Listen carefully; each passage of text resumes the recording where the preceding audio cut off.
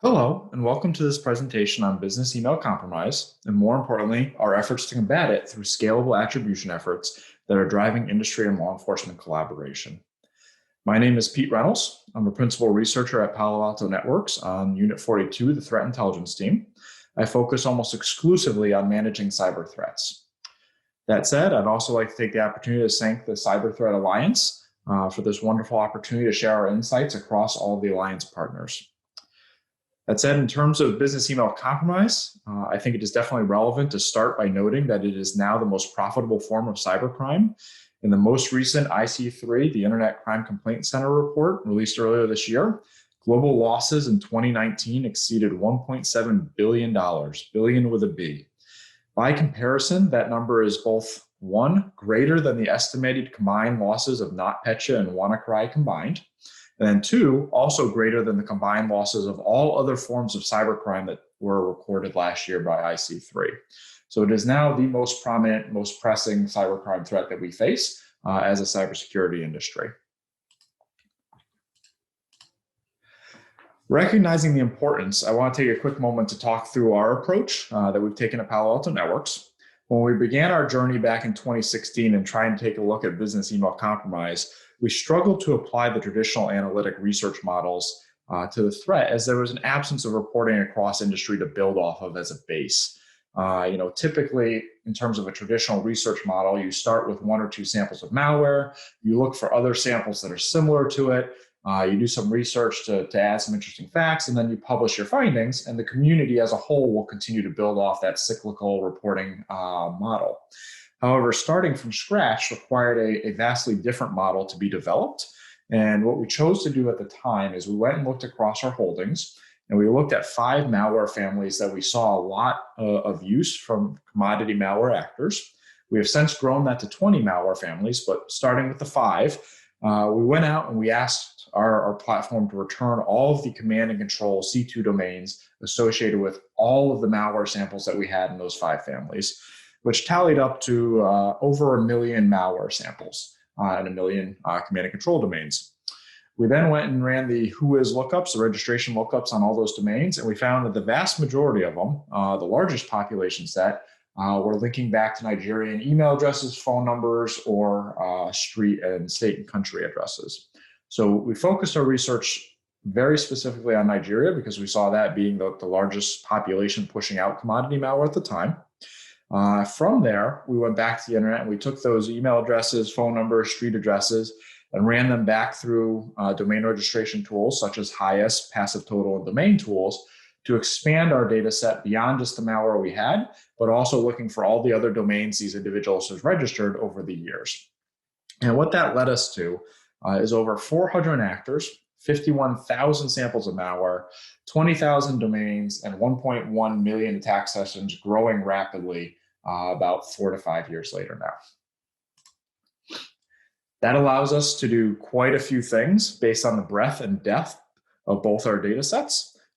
First, we can look at the construct and track general trends. And this is pretty generic here. Most cybersecurity companies can do this. And in this case, we see that the overall attacks per month ballooned in 2019, almost threefold with a 172% increase. So we see rapid growth continuing. It has continued to grow rapidly since 2014, doubling and tripling in size every year. Diving a little bit deeper, we can break that down by information stealers and remote administration tools.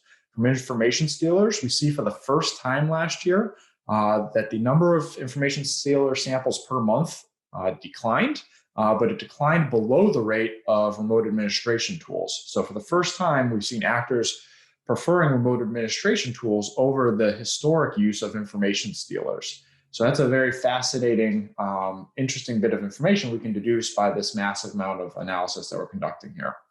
Additionally, we can divide this even further and go down by specific malware family. And this allows us to do 2 things. It allows us to figure out which tools are most popular with the actors, but it also allows us to enable both law enforcement to focus on the most popular tools and allow the cybersecurity industry, ourselves included, to focus on developing protections for the most popular tools to make sure our customers have the greatest protections in place.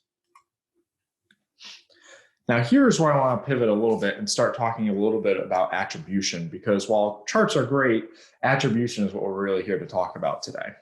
So in terms of attribution, from our vantage point at Palo Alto Networks, we would break this down into three levels. There's going to be a low, a medium, and a high level of attribution that can be performed.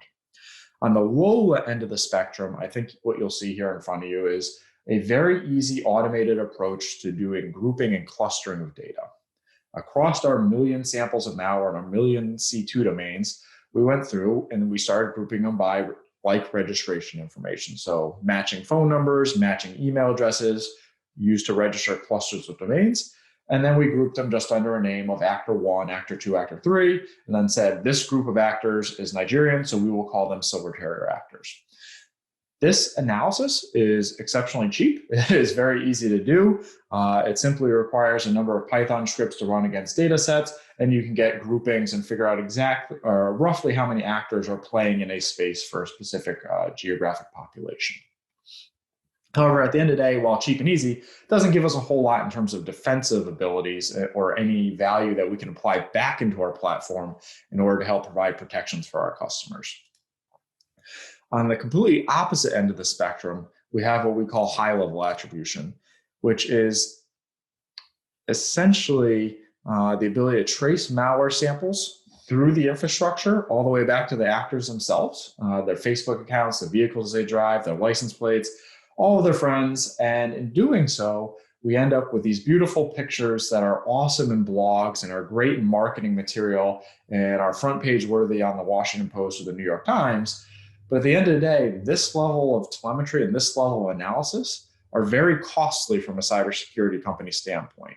Tracing 400 actors down to this level of fidelity to pull up Facebook accounts is great, and it's a pretty picture, but it's 8 to 12 hours of manual labor, of analyst time, and the analysts are the most expensive thing in a computer science or in any sort of tech company.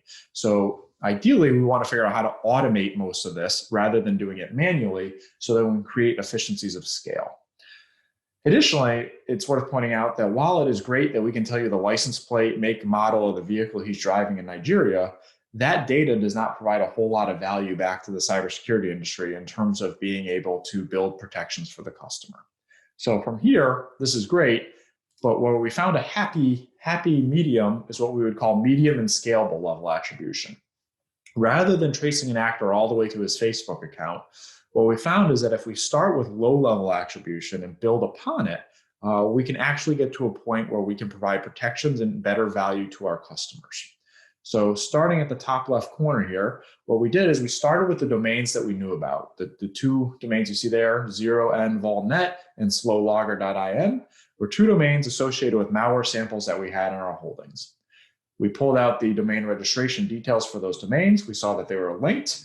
And then we started pivoting on both the email address and phone number to identify 6 more domains, which you see in the left column in box number 2.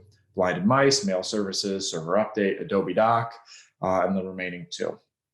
With that list, we then went out and polled our peers to see if they knew anything about those domains. And you see in box 3 that Bitdefender, Kaspersky, and Sophos also had alerts for 3 domains that we had not seen in our telemetry yet. So we can instantly block those because we know that 2 of the domains are bad, those 3 already look fishy from a human standpoint, and 3 other vendors are also calling them bad. And that leaves us with just the last part, the last 3 domains in the list there. And that's where a human would come in at this point and take a look at all the data that's been compiled by the automated scripts and say that the chances of Adobe asking a Nigerian to register a domain for them in India is probably pretty low. Same as Switzerland Credit Union asking a Nigerian to register a domain for them, also pretty low. So we can then make the apply, or we can then build protections based on applying, blocking, preventing, or allowing across our platform, based on the automated analysis that's gone into place that we can run very quickly at scale across 400 actors. Next, we found that by conducting the automated analysis and pivoting at scale, this actually tends to lead us to a much easier and more efficient approach to getting to high-level attribution.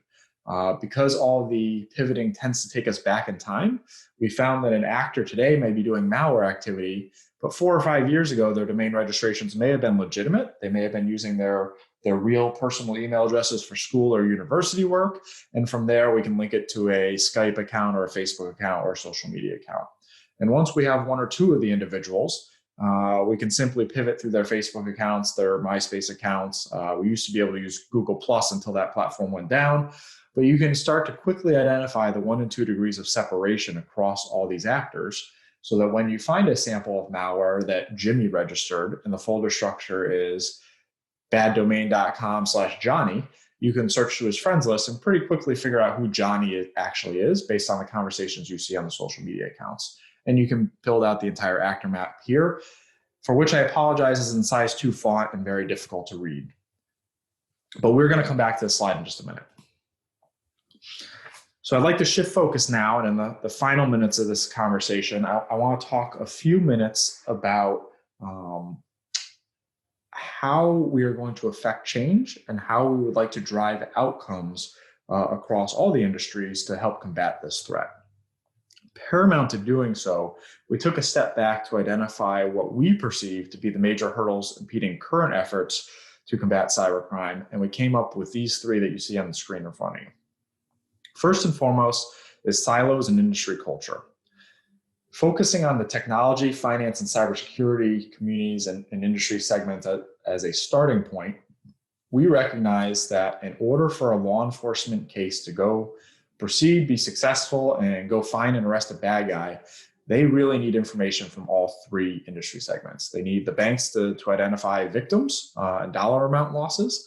They need the technology sector to provide social media account and email account attribution telemetry. And they need the cybersecurity community to provide phishing emails, malware samples, so on and so forth. So all 3 industries plus law enforcement need to come together in order to solve this problem set. We can add additional industries that provide additional value, but focusing on these 3 for a starter, we recognize that there are cultures and regulations that impact how these sectors collaborate and how they share. Specifically, we can start with the technology sector and more narrowly scoping it to email service providers and social media companies. Collaborative efforts need to account for user privacy controls and the concerns. Similarly, in the finance sector, banks tend to be heavily regulated here in the United States, and therefore any evidence associated with victims and loss amounts is also highly regulated and controlled. Therefore, finance organizations can typically only share details related to attack with law enforcement, but sharing with technology companies and cybersecurity companies is much harder. When you focus on technology companies, they can share point to point, but they are very concerned about privacy and don't want to share broadly because they have privacy concerns. That leads us back to ourselves, which is the cybersecurity industry. Of the 3 organizations, we probably have the least amount of restrictions in place on us. The data is ours, we own it, it's coming across our sensors, our platforms. We don't necessarily have privacy concerns with a lot of it. We can mask our customers, and the malware can be found in open source repositories as well. So really, there's not a whole lot of proprietary data from a cybercrime or combating cybercrime perspective. So of the industries and law enforcement collaboration, cybersecurity is best postured, has the least restriction, and has overlapping data sets with all of the other partners and other industries to make us the most successful. So recognizing that complexity between these 3 organizations is something that we need to overcome. Number 2, I want to focus on traditional models of collaboration because they're not really suited for cross-industry and global collaboration to combat this threat. Across the cybersecurity community, we enjoy several point-to-point relationships with both the finance sector, the banking sector, and law enforcement and the tech sector. These relationships allow for a healthy flow of information consistent with a relevant value proposition and data control mechanisms that we set up, be it non-disclosure agreements or other mechanisms that are in place. But this point-to-point relationship does not scale. We can't scale that to any sort of efficiency with 35 point-to-point relationships to try and drive to a positive outcome. So conversely, you have the model on the left here, which tends to be the model that multiple companies, it tends to be the fusion model that is most often championed by government and law enforcement organizations. In this model, multiple companies are asked to send an analyst to work on a joint effort in which the analysts across all the companies come together. They can see each other's data set and they can maximize collaboration. One example of this is the Cyber Threat Alliance, in which case, in an industry-specific collaboration fusion model, it is absolutely awesome. It is excellent, and it excels when only one industry is at play. However, when you try to merge multiple industries based on the cultures and industry silos, this model becomes a little bit more challenging and more problemsome because it's really difficult to figure out what is the right value proposition. And it's really difficult to manage the flow of data in a manner that is consistent with each industry's norms. Therefore, many of the attempts to do this, my personal opinion, many attempts to do this across multiple industries on a global scale have struggled significantly to get all the right players actually needed to combat a threat into the same room, onto the same conversation, and sharing data transparently across each other. It is just a bridge too far to get there at any sort of routine pace and basis. So these two collaboration models, they exist, but they're not efficient enough for the threat that we're trying to combat. And then the last thing I want to talk about today in terms of hurdles to success is geography, because this is often overlooked, but I think it is absolutely pivotal to figuring out how do we work better across industry and with law enforcement as a whole. And I'm focusing strictly on the United States, but this could simply be applied to global models as well.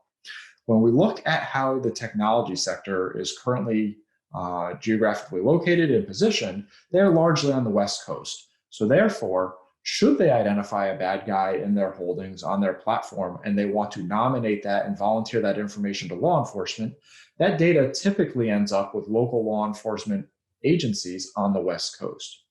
Conversely, the finance sector is very heavy in New York, Washington, D.C., and Texas. And if they refer data, it ends up in one of those three cities. And then the cybersecurity industry finds itself in multiple cities as well: New York, D.C., a little bit outside Chicago, as well as over in California on the West Coast. So if we need all three of the players, all three of the industries to work together, having our data referred to multiple different law enforcement agencies in multiple different locations isn't an efficient way of getting after the problem.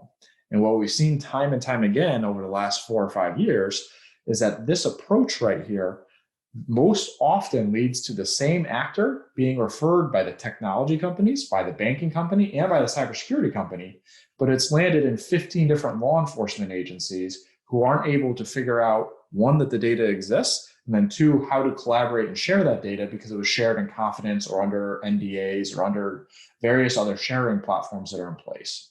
So figuring out how to merge the three silos together, get them to work together in a collaboration model that is efficient and referring data to the same law enforcement agency is really the crux of the problem that we're trying to solve as we move forward trying to combat this threat.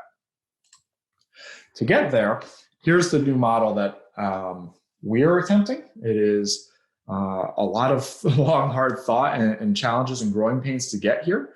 And while it may seem simple, an afterthought, it definitely wasn't a simple thought when we first flushed it out and tried to get after it.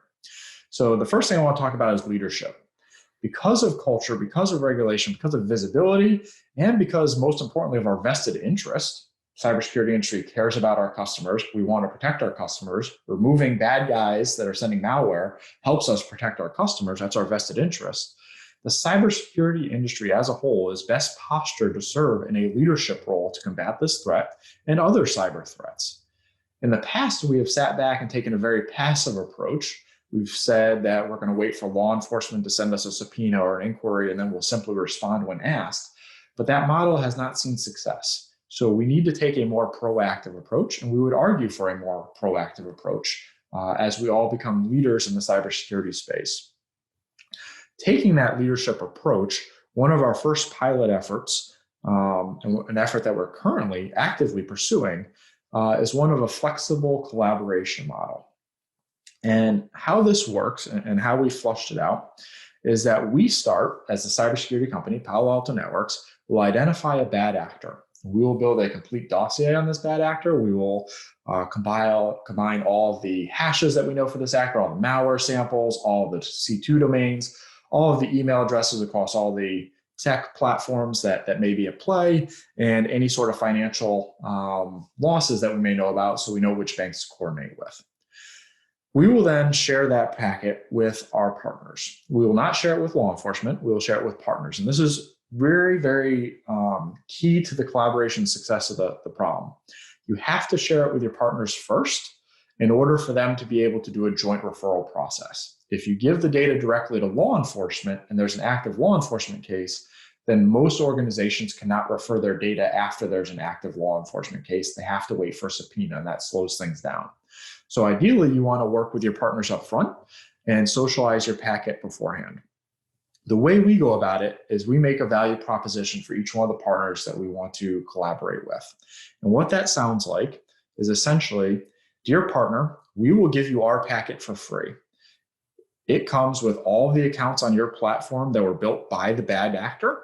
And we will also give you all of the other accounts that we are tracking that may be victims on your platform to show that there is badness taking place by an actor who's abusing your policy, who is then targeting other actors on your platform.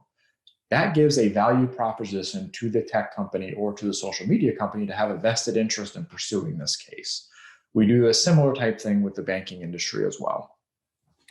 The only thing that we ask in return for providing all this free data to the industry, to the tech industry, is that when they do their investigation, we ask that they refer the data to the law enforcement office and organization of our choosing. So rather than a tech industry referring it to California and us referring it to New York, we are driving all of the referrals to the same law enforcement organization, same law enforcement office, same law enforcement agent, to ensure that they don't have to go piecemeal across various law enforcement organizations, the data that's coming in from multiple companies.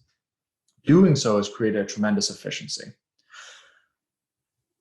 Once we've done that, we then take a step back and we've decided that rather than doing a one-off, we should try and build momentum and build some efficiencies of scale.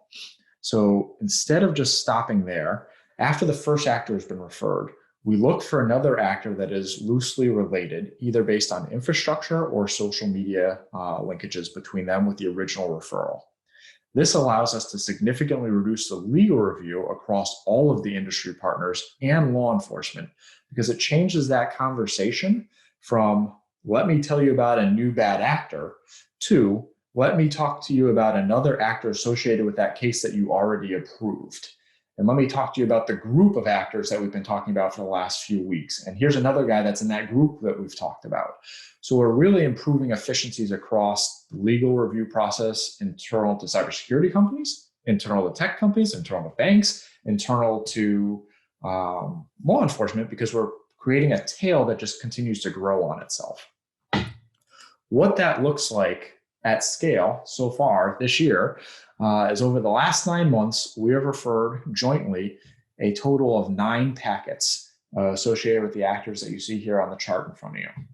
The box in blue is the actors that we're currently working on with 4 partners. We are open to working with more. If anyone is interested in joining, we're happy to share our telemetry. We view this as being a team sport and a team effort. And we're happy to share that through the Cyber Threat Alliance and any of those collaboration platforms that you prefer. But this model has allowed us to start with 1 actor at the top, in which we had 7 partners all refer data on that individual, and then spiderweb out following the red lines to other actors that are associated with them, so that rather than having 25 disparate cases being run in 25 different law enforcement jurisdictions, we have 1 jurisdiction getting all the data from all the partners. From a value proposition standpoint, I would say that this has been absolutely phenomenal from a cybersecurity lens. But starting with the law enforcement angle, law enforcement is now receiving the right data at the right time.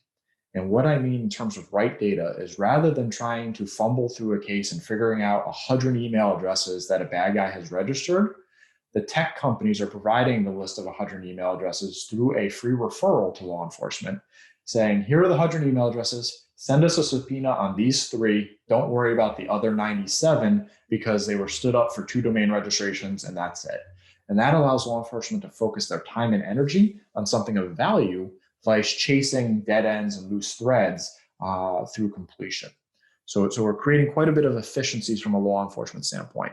In terms of a tech sector standpoint, we're on unearthing and unmasking the tip of an iceberg that is typically allowing them to identify massive amounts of badness taking place on their platforms at a rapid scale, and providing them with all the evidence they need to take action on it, vice starting internal investigations and trying to spider web outwards. We can tell them, as they find new email addresses and new Skype accounts, we can tell them that, oh, that's this other bad guy. We'll give you a packet on that other bad guy. And that helps that case continue to flow internal to the tech company.